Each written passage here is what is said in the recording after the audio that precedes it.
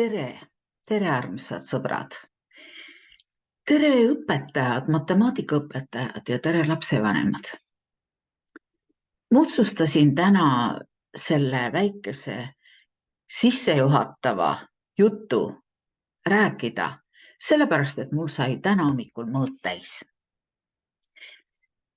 Viimasel nädalal on nii palju räägitud sellest, et kuidas lapsed kukkusid, 9. klassi noored kukkusid matemaatikaeksamil läbi. Ja kuidas siis need kauaaegsed matemaatikaõpetajad või lausa Tartu Ülikooli didaktikud ja no kes kõik sõna võtsid. Ja mina ütlen ausalt, et 12 aastat tagasi oli minu lugu ja ma räägin teile täna oma loo. Ma lihtsalt tunnen, et me ei saa nii edasi. Minu jaoks on ülekohtune see olukord, kus süüdistatakse lapsi, süüdistatakse lapsevanemaid ja isegi küsimus on, et kes siis peaks lapsi tegelikult õpetama, et nad suudaksid eksami ära teha. Ma pean ütlema, et ma peaaegu ei olegi ühtegi ei kommentaari ega artiklit näinud selle kohta, kuidas analüüsitakse meie matemaatika õpetamise nõrku või raskeid kohti. Kogu aeg tuleb nagu pinnale see, et kui õpilased ikkagi ei ole ise panustanud, siis pole imestada, et nad läbi kukuvad eksamil. Miks siis meie lapsed ei suuda matemaatikat õppida? Nii suur protsent, 25%, nagu öeldakse, et viimastel aastatel on läbi kukkunud ja on halvasti sooritanud. Miks meie lapsed ei suuda seda siis teha? Ja kes tegelikult neid lapsi õpetama peavad? See on minu küsimus. Ma täna räägin teile põhiliselt enda loo, kuna ma olen väga palju ise ka isiklikult panustanud selleks ja seda te kohe ka kuulete, milles ma panustanud olen hariduspsühholoogina ja koolituste korraldajana, et Eestis muutuks ometi midagi matemaatika õpetamisel, eelkõige just klassiõpetajate või esimese ja teise kooliastmega seoses. Aga hakkame algusest peale. Minu lugu on siis selline. Võib-olla oleks mu seisukohad hoopis teistsugused, kui mul endal oleks koolis olnud matemaatikaga probleeme. Aga ma võin öelda seda, et kui keegi on olnud läbi kooliaastate kuni ülikoolini välja, kus meil õpetati statistikat ja matemaatilist loogikat ja teisi selliseid aineid. Kui mul oleks olnud probleeme, ma olin läbi ja lõhki viieline. Ma ei mäleta, et ma üldse kunagi matemaatikas oleks mingit teist hinnet saanud, välja arvatud matemaatilises loogikas, kus meil oli vapustav õppejõud, kui ainult 5. Ja mul ei olnud kõige väiksematki kahtlust ka iseendaga seoses ja oma enesetunde või millegi taolisega seoses, et ma ei oska matemaatikat. Muidugi, nüüd, kui ma räägin teile pärast edasi, mismoodi lugu arenes, olen ma tagantjärgi aru saanud, et minu matemaatika oskamise kõige tähtsamad põhjused oli see, et mul oli väga hea visuaalne mälu. Mul oli isegi mingil ajal seda tüüpi ja praegugi mingis mõttes seda tüüpi nagu õppimisvõimekus, et kui ma mingit lehte vaatasin, siis ma nagu pildistasin selle lehe endale mällu ja kõik tööd, matemaatikatööd või eksamid või mis tol ajal ka olid, kui mina õppisin, mul tuli see vajalik leht silmade ette ja ma lihtsalt kirjutasin sealt maha, mis oli vaja, kõik need valemid, mida nüüd praegu ju väga räägitakse, et miks meie lapsed ikkagi valemeid ei tea ja nii edasi. Mina olen kõiki valemeid teadnud, sest see oli lihtsalt tol ajal, mul jäi meelde. Ja teine variant, mul oli hea mälu ka siis, kui ma olin kuulnud midagi. Nii et kui õpetaja oli midagi arusaadavalt seletanud klassis, ka see jäi mulle meelde. Ja ma võisin mõnikord isegi lauseid nii-öelda moodustada selle meelde tuletades, mida ta oli rääkinud. Nii et kõigi eelduste kohaselt võiksin mina matemaatikat osata igas mõttes ja väga hästi. No esimene koht minu elus tekkis siis, kui ma pidin vanaemana oma lapselast õpetama, kes oli vist 5. või 6. klassis. Ja mida seal õpitakse, ma täpselt ei mäleta, aga ju need olid mingid protsendid või murrud või midagi taolist. Ja ma mäletan ühte päeva, mis minu elus sai väga suureks muutuseks, nii nagu täna hommikulgi. Ma tegelikult ärkasin poole öö peale ja mõtlesin, enam ma ei pea vastu, nüüd on mõõt täis. Ja sel päeval ei pidanud ma vastu selles, et me istusime laua taga. Mu armas lapselaps nuttis ja mina tõusin üles ja läksin ukse taha, oma trepi peale istusin ja nutsin, sest tema ei saanud aru ja mina ei osanud õpetada.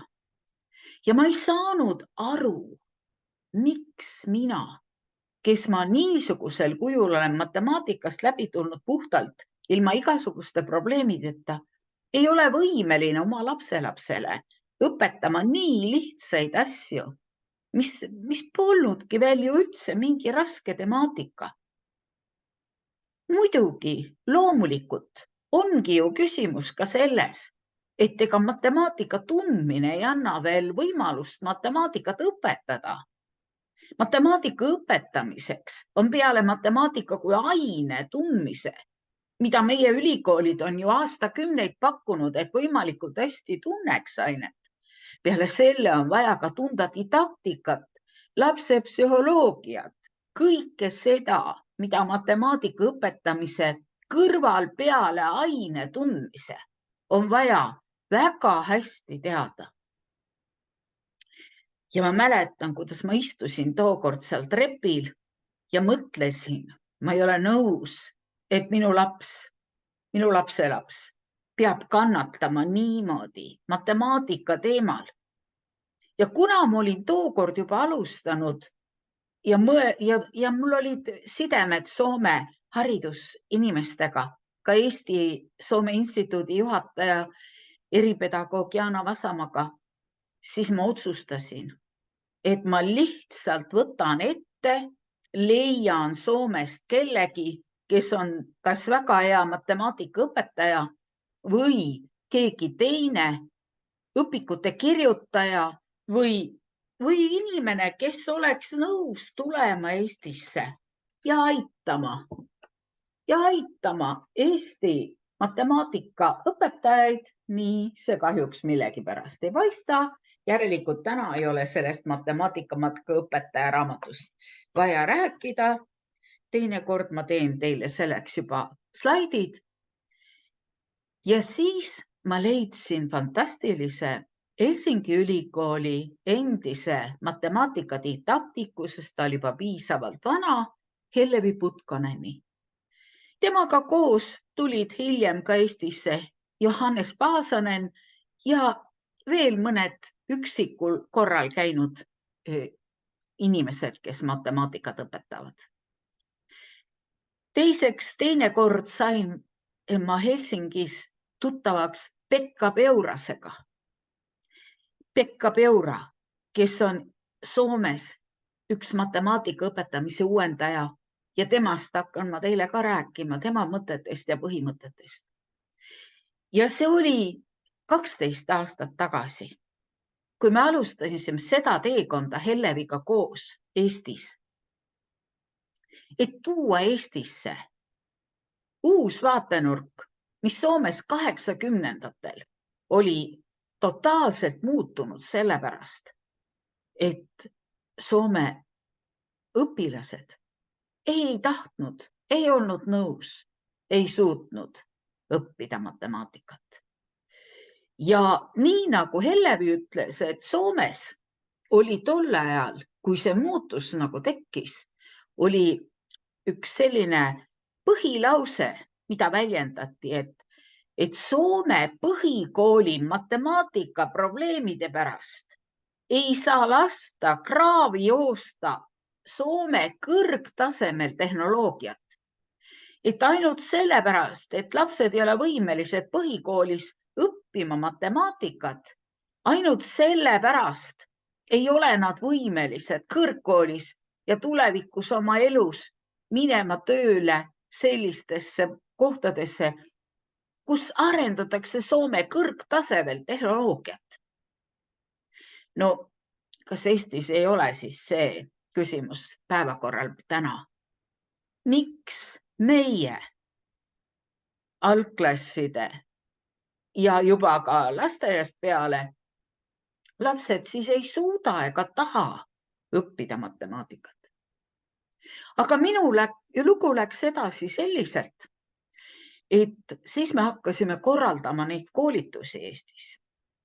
See, milline oli see Hellevi panus, et kui ta tuli oma vabast ajast peaaegu sisuliselt tasuta, Soome õppejõu tasud võrreldes sellega, kuidas ta siin koolitas pikki päevi.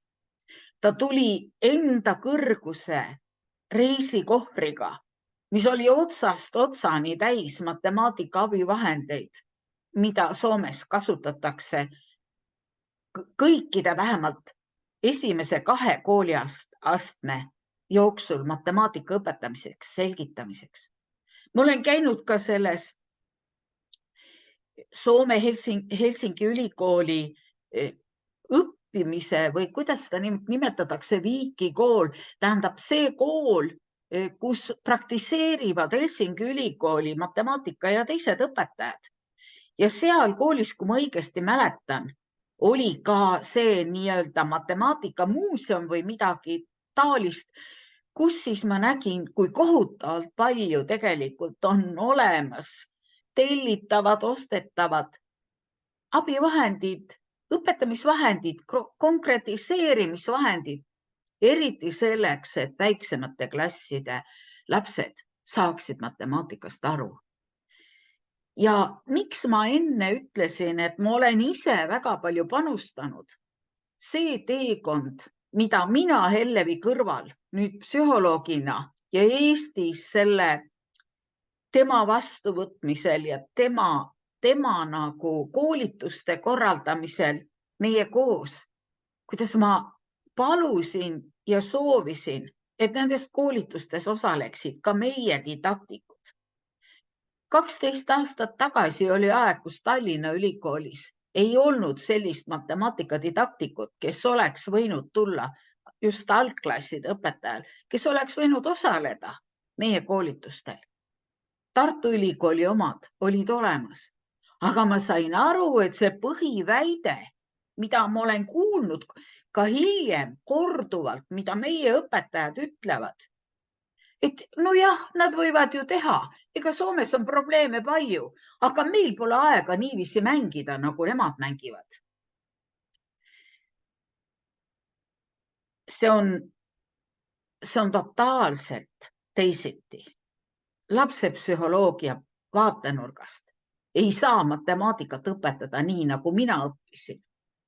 Isegi kui minu kooli ajal olid mul 5, aga ka täna tunnen ma pärast neid koolitusi, mida me Helleviga koos tegime ja pärast kõiki neid ise loetud, uuritud materjale, millest ma sammhaaval hakkan ka teile rääkima, tunnen ma, et ma tegelikult ei oska matemaatikat. Ma olen hakanud isegi kahtlema, äkki ma olen düskalkuulia esindaja, et numbrid ja ruumiline kujutlus, need viivad mind niisugusesse totaalsesse segadusse, et ma lihtsalt ei saa aru. Minu matemaatiline mõtlemine minu arvates selle 5 sajuga, mida ma kooli ajal sain, on minu hinnangul tegelikult 0. ma ei saa lihtsalt aru, mida matemaatika endast kujutab. Jah, mulle väga meeldib see matemaatiline müstika, mida ma võin erinevates Facebooki lehtedel näha, kui ma vaatan, kuidas kogu loodus on üles ehitatud matemaatilistele seaduspärasustele. Aga ma võin öelda, et nii, kui tulevad mängu mingid valemid või mingid seaduspärasused kooliraamatust, ma enam mitte millestki aru ei saa. Ma ei taha arvata, et minu arusaamine või intellektuaalne võimekus oleks nii madal, et ma olen terve elu tegelenud teadusega, koolitustega, ma olen väga palju lugenud ja tänagi veel. Olen ise teinud endale kodulehe ja e-poe, kõik valmistanud ette kõik selle veebiõppe, millega ma nüüd alustan seda matemaatikaseeriat, mida ma juba 2 aastat tagasi tahtsin alustada. Ma ei arva, et minule või minu lastele või ükskõik kellele lastele Eestis tohiks öelda, et nad on nii lollid ja nii väheste võimetega ja tellija materjali ei saa paremalt või kuidas seda lauset nüüd öeldi, ei saa paremini õpetada. Ma ei ole nõus sellega. See on üks emotsionaalne põhjus, miks ma täna nii emotsionaalselt teiega räägin. Ma ei ole nõus selle olukorraga, mis Eestis on jätkuvalt, isegi 12 aastat hiljem, kui 3 aastat me olime sõitnud mööda Eestit, Saaremaal, Tartus, Tallinnas, Rapla lähedal, õpetanud sadu õpetajaid. Ma ei ole nõus, et need teadmised, mida ka Hellevi on kusagil Eesti koolitusel matemaatikaõpetajatele rääkinud, ma ei ole nõus, et need ei kehti. Ja ma kavatsen hakata teile siit sellest õpetajaraamatust otseselt nõuandeid jagama järgmistel kordadel kord nädalas. Ma püüan teha nii, et iga kord teen ma mingisuguse huvitava nagu huvitavast asjast räägin teile. Ja ma alustan sellest, kuidas Soome matemaatikaõpetajad ja matemaatikadidaktikud on kogu oma õpetuse üles ehitanud psühholoogiale. Kui te olete kuulnud nime Võgotski, siis mina imestasin suu ammuli, kui ma kuulsin, kuidas nende matemaatikadidaktikute nagu aluspõhimõtted on seotud Võgotski õpetusega, mida ju meie ka oleme õppinud, kuna ta on kuulus Nõukogude või Vene psühholoog. Ja miks on matemaatikaõpetajatel vaja teada psühholoogiat? No seda püüdsin ma selgeks teha juba siis, kui ma töötasin Tallinna Ülikoolis ehk Tallinna Pedagoogilises Instituudis matemaatikakateedri inimestele. Miks ei saa õpetada lapsi ainult teades matemaatika peensusi, vaid miks on vaja teada ka neid psühholoogilisi alustõdesid lastepsühholoogiast, õpetamise psühholoogiast, õppimispsühholoogiast. Aga mul on tunne, et ma ei ole siiamaani suutnud seda enda vaatenurka, mis põhiliselt on seotud Soome parimate praktikatega, ei ole suutnud edasi anda. Katsetan uuesti. Ärme anna alla. Iga 4. õpilane, kes 9. klassi lõpus sai eksamil läbi kukkuda, on piisav põhjus, et hakata siiski seda uut vaatenurka otsima, mis aitaks eesti lastel saada hakkama matemaatikaga. Ja selle esimese emotsionaalse sissejuhatava jutu lõpuks tahan ma teile teha ühe testi, mida ma täna hommikul poole öö ajal leidsin. See on küll tõenäoliselt mitte Soome, aga ma ei jõudnud rohkem eriti uurida, kuna Soome leheküljelt matemaatikajõud mathpower.com ja selle testi pealkiri on matemaatika ärevuse test. Kui te nüüd mind kuulate, ma panen selle ka edaspidi slaidide peale, et te saate ja tõlgin paremini ära ja et te saate seda ka ise teha. Aga ma lihtsalt täna loen teile 10 punkti ette. Ja kui teie hinnake 5-pallisel skaalal ja ärge hakake neid kokku liitma, lihtsalt ma ütlen teile, kui teil enamus on 4-5 või ütlete selle küsimuse kohta, jah, mul on just nii, siis te võite järeldada, et teie ka olete selle matemaatika ärevusega või ma ütleks pigem matemaatika ängistusega seotud. Ja muidugi, kui teil on 40-50 punkti, siis see matemaatika ängistus ongi tulemus ja eeldus, et ei saa suuta ega tahagi õppida matemaatikat.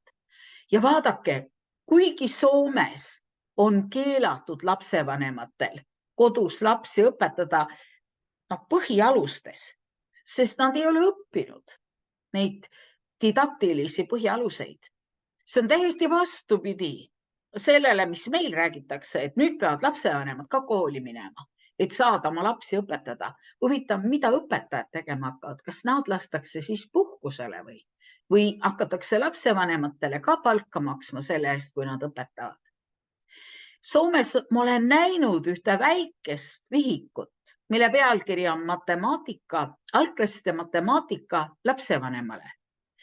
Ja kui siis me sellel teemal rääkisime Helleviga, siis Hellevi ütles, et kõik koolid annavad ja matemaatikaõpetajad annavad oma parima, et kodus ei peaks midagi tegema, sest nii või teisiti läheb niikuinii viltu. Sest lapsevanemad võivad veel halvemini tunda matemaatikat kui lapsed ise, kes on õpetaja käe all õppinud. Nii et see matemaatika ärevus on Eestis kindlasti põlvkonniti olemas. Ja suure tõenäosusega, kui mina juba ei osanud oma lapselast õpetada, kellel mul oli matemaatika 5, siis kuidas suudavad oma last õpetada need, kellel endal ka matemaatika ärevus oli kõrge või hinne oli kehva. Nii et, 10 punkti või 10 küsimust. Ma olen alati närvis, kui ma pean matemaatikatundi minema. Esimene küsimus. Teine küsimus.